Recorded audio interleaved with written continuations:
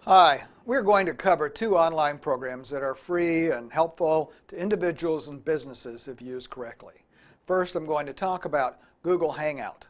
Google has a whole suite of programs available online that integrate well together. This includes Gmail, Google Documents, presentations, spreadsheets, voice, and forms. Many of these are great substitutions for the Windows Office programs. Google has a social media application called Google Plus that is kind of like Facebook and Twitter in some ways. Within Google Plus is Hangout. Hangout is a real sweet spot. It can be used for online conferences like you may have used in GoToMeeting or Blackboard. The best part of Hangout is that it is free and it integrates well with other Google products like Google Presentations and Google's YouTube. Most laptops are equipped with a web camera and a microphone, so you don't have to get too fancy with the equipment. Hangout has apps that for participation from an Apple or an Android, so you can use all kinds of devices. Use Hangouts on air. All online meetings are then automatically recorded to YouTube. Google Apps for Business has all kinds of opportunities for businesses where you can actually pay to get more robust applications. But a lot of this stuff can be done free. You can click on or go to Google Enterprise Apps for Business. Just Google that and you'll find it.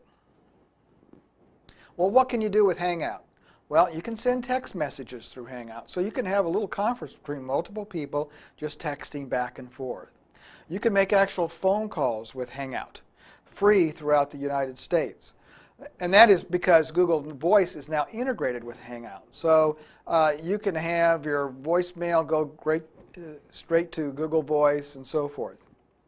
You can make video calls for up to 9 people for free on multiple devices, and then throw them out on YouTube where they're saved and can be viewed by millions of people. You can share documents on screens and collaborate together while in a Hangout meeting. Here's a short video about what Google Hangout can do.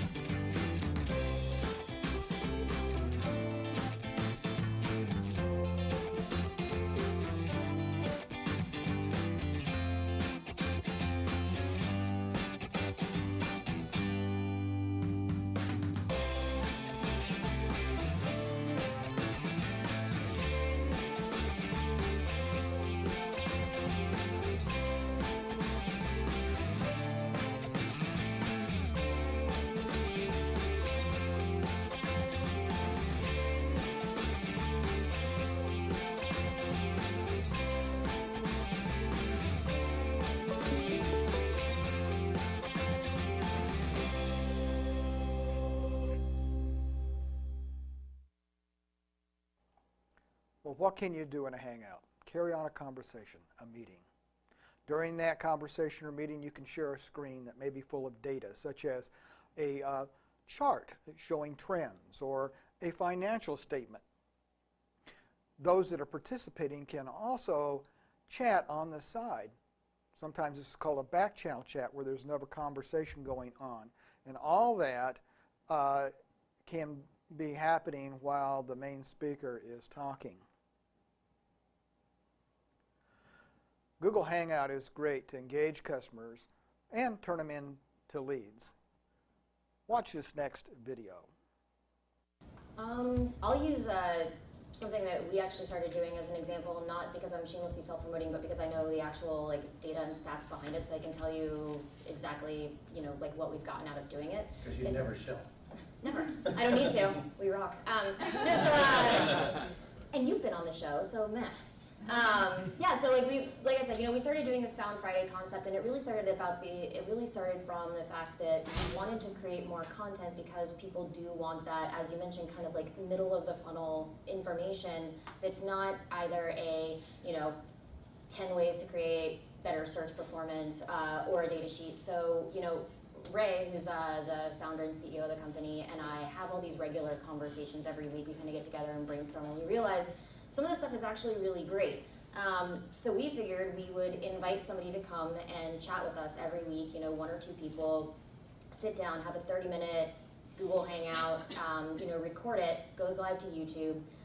You get the transcripts out there. This also turns into a really great in-depth blog post, and because we do it every week, it's about a trending topic. It's about something that's germane to the industry. So right when keywords not provided in Hummingbird was coming out, we had the perfect platform and a built-in audience to already go out there and have that conversation again.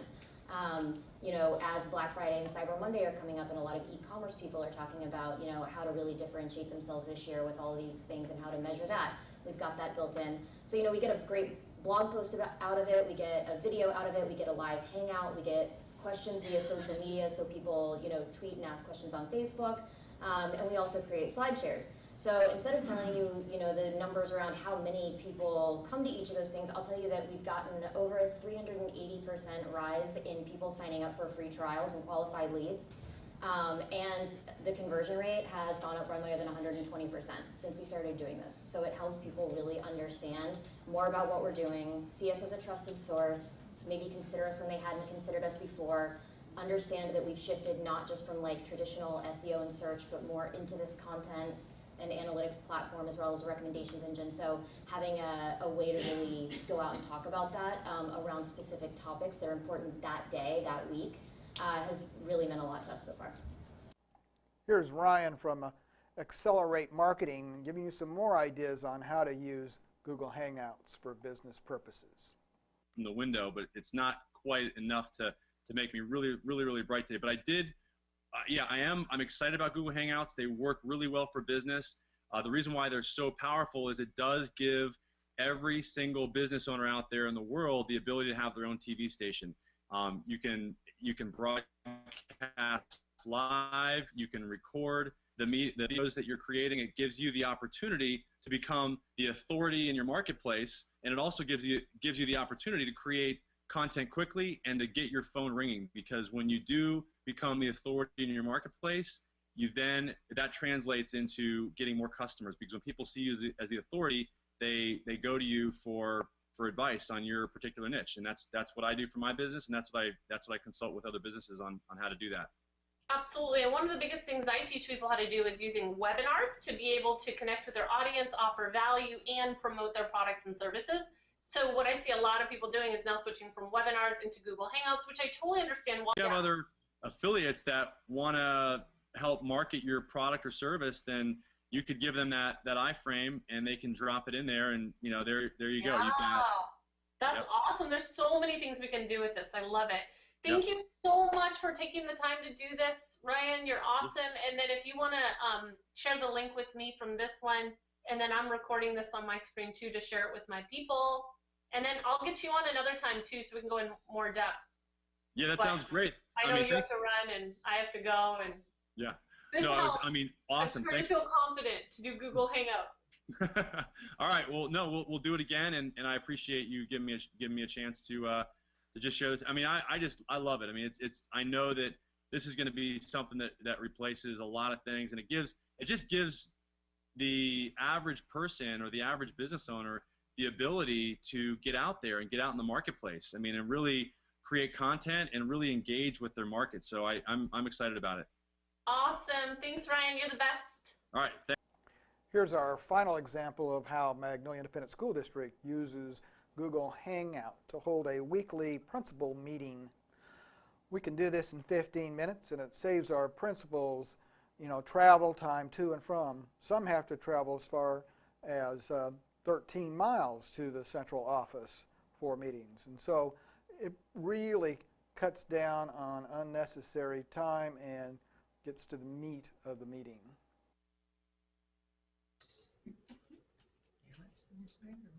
I was going to say that. Good morning, everybody.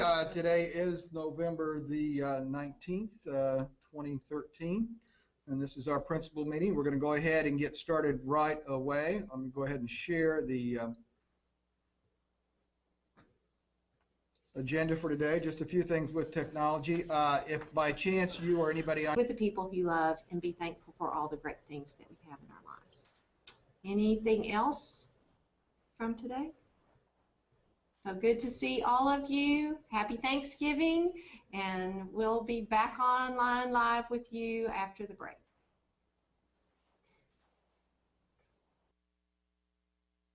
Well, why use Twitter? This is one powerful social media tool. It has changed the world in so many ways. It's brought uprising in third world countries. It's helped solve world problems. And it can be a personal growth tool also. There are 218 million active users, 500 million tweets per day of 140 characters each.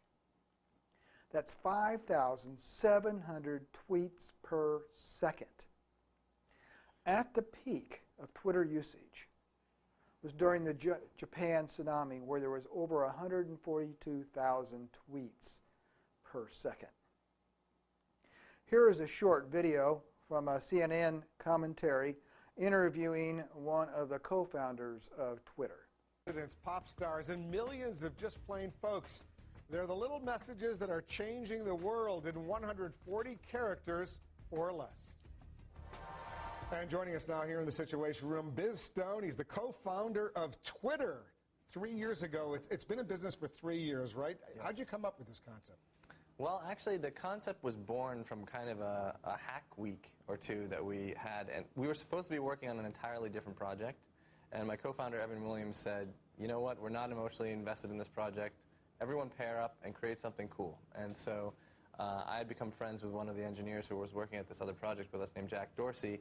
And we took those 2 weeks to build a prototype of Twitter. And we had a lot of fun doing it. Most people thought it was stupid, but we loved it. And that's how Twitter was born. How'd you get the name? Well, there was only a couple of us at the time, so it was very mobile-centric in the beginning, as it is now. And the idea was something that would, it would just vibrate in your pocket. It had this sense of urgency. So we came up with names like Jitter and Twitch, and near Twitch in the thesaurus was Twitter. And I just loved it because I recognized it as a real word that references nature. The birds twitter in the trees. And I think most of technology really is just... In many cases, these large systems like Twitter are just mimicking natural systems. So I was so passionate about it, the other guys just said, okay, Twitter, just to shut you up. You notice that my questions are 140 characters or less. Your answers are much longer. Yes. Right. I prefer longer format in the talking world. Well, when we tweet, it's got to be 140 characters or less. Here's another question, 140 characters or less. What do you think Twitter's biggest impact has been? Well, I mean, from my perspective, I think that Twitter's biggest impact has shown us that it really doesn't matter how sophisticated our algorithms get or how many machines we add to the network, that if Twitter is to be a triumph, it's not to be a triumph of technology, but a triumph of humanity. What we've seen people using it for during times of crisis and to raise awareness and funds for charities and to, in journalism and just in everyday life has shown us that people are basically good, and when you give them a tool to do good things, they'll prove it to you on a daily basis, and that has been sort of a big inspiration for all of us working on Twitter. Name a few politicians you follow. I actually follow President Medvedev on Twitter, even though he tweets in Russian. I have a little our iPhone app has a little translate button, so it's kind of cool. I follow the White House. I follow Obama. And I think that's about it as far as I can recall. I think I might follow Claire McCaskill, too, because I met her last April, and she was a hoot. What about me? Of course. I will now be following you. I'm going to check to see if you follow me. And I want to make sure you do. Do you? I'm going to check, too. You better check. Yeah, obviously, it hasn't made a big impact in your life, my tweets. Is that what you're saying? Well, now that I've met you, I'm definitely going to follow you. Social media in general. Are we giving too much personal information out there, putting it out there, whether in tweets or on Facebook or other places? I think we're still figuring that out. I think a lot of people think, we've got to figure it out, but really, when you look back, the web is still young. There a bunch of physicists got together and figured out a way to share documents, and that turned into everything from blogging to banking. And people are still discovering blogging, and then they're discovering social networking, and now they're discovering Twitter. And I think we're still discovering what the lines are in terms of the benefit of putting information out there and meeting new people and getting a job, and the disadvantages in saying something you regret and revealing too much information. So I think we're still identifying what those correct boundaries are, and we're in the process of that now. I asked some of my Twitter followers for suggested questions, and let's put a few up behind you, and we'll see. This one came in from Wisdom in Bloom. I would ask him if he could sum up the real point of Twitter, what would it be?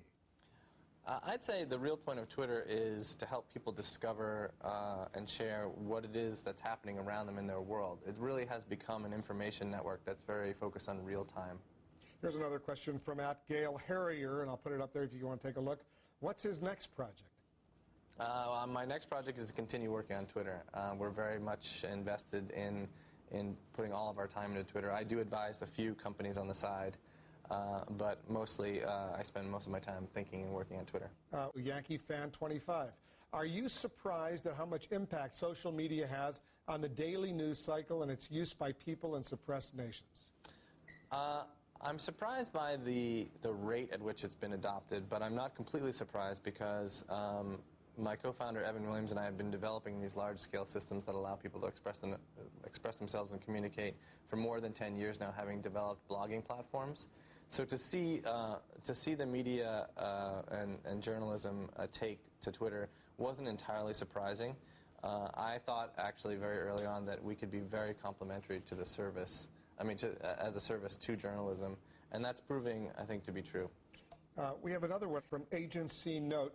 How do you make money on Twitter with the lack of advertising? Actually, we have advertising on Twitter. One of the things that we focused on very early was building value before profit, and we could have put traditional banner ads all over the site earlier and made money earlier, but we wanted to grow the network, make it relevant, make it useful to many people around the world in their everyday life before we introduced a relevant and meaningful way to monetize the system. My co-founder and I used to work at Google. They did a really good job of creating AdWords, which are actually advertisements that are also relevant to users. So when you're searching for something like coffee and a result happens to be from Starbucks, but it's what you were looking for, but it's also an ad, that's great. It's native to the system. So we make our money right now using a suite of promoted products we call promoted tweets, promoted trends, and promoted accounts. And all of these are just native aspects of Twitter. A tweet is in Twitter, but a company can pay to promote that tweet. In other words, have more people see it. One final question, 140 characters, why? Well, the international limit on text messaging is 160 characters, and from the very beginning, we knew that we wanted Twitter to be sort of agnostic with regard to the device that you use to tweet from. We wanted tweets to be able to be written and read in their entirety on all 5 billion mobile phones that are active on the planet today, as well as the 2 million web accounts that people are using today. So since 160 is the limit on SMS, we reserved a little bit of room in front of the tweet for the author's name so you'd know who wrote it, and we standardized on 140. But still you have some technical problems now and then. As a Twitter user or myself, I can testify. Yeah, we still, we had a lot of growing pains in 2008 and 2009 as we just skyrocketed, and we're still growing by 370,000 people sign up every day to Twitter. We've gotten a much better handle on it, but we're still suffering some growing pains due to this amazing growth. Well, you've done an amazing job, Biz Stone. Congratulations. Thank you so much. Thanks for coming into the Situation Room. Twitter is a listening platform. You can just monitor it. You don't have to participate, and you can grow from it. Let's see this interview about how it can be used to listen. Obsessive tweeter, and I've spoken to you before about this, and you had a great guideline to how to drive followers, how to drive business opportunity out of it. You see it as a really great business tool, don't you? Yeah, I do, and I also think that this whole show, and I've been watching, has been a whole lot about talking. And, you know, I think that Twitter is the greatest listening tool we've ever seen. I got to be honest with you. I was in a green room, and I was listening to Martha, and I love Martha as much as anybody, but I kind of threw up on myself when I heard her say, I just say stuff and then people interpret it. This is the listening platform of our generation. Search.twitter.com, to me, is easily the single most important thing that anybody in this audience there needs to be using on a daily basis. People are talking about you, your businesses, the genre you're in. But when I type my name into search.twitter.com, whatever it is, all I see is just streams of abuse. Well, listen, I mean, you know... Who wants to read that all day? But Pierce, you know, we've talked about this before, and you know, I mean, listen, I love that you want to talk to Lord Sugar and all that, but I'd much rather you talk... He's going to be so happy you said his name. Seriously. He's in Florida right now, dying of excitement. But looking at that stream, there are people in Kansas, Arkansas, LA, New York that I think are watching the show, seeing the guys who created this amazing platform, listening to all these amazing people, and they want to touch you, and they want to get involved with you, and I think that people... I'll be honest with you. When people talk about Twitter, they always say, what am I going to say?